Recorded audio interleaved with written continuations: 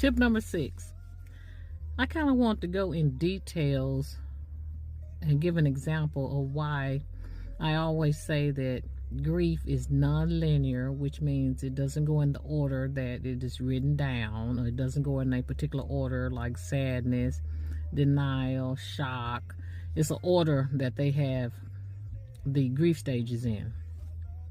One of the things that I wanted to say about grief is don't compare.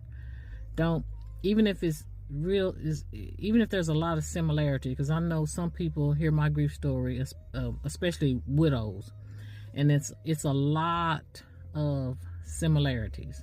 However, I try to put information out there, and I actually pray, Lord, let it help someone. If it's only one person, that's to me, to God be the glory in advancing the kingdom of God, because that one person to help others as well. So I said that to say this: my grief journey as a widow is my unique grief journey based on the factors that contributes to my pain and my missing him and my loss. And one of the factors, I'm just going to name a couple because I don't want to get emotional, because like I said before, you can get emotional 5, 10, 15 years from now. You can have a grief ambush, and I don't want to have one of those right now.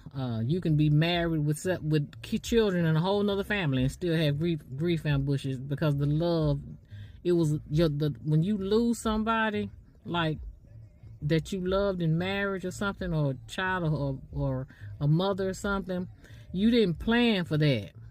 So that's always going to be there too. It's like a shock to your nervous system and your brain and your body and your emotions. It just, even if they were ill and you knew they were going to leave, it's still very like a shock to your system to no longer have them here.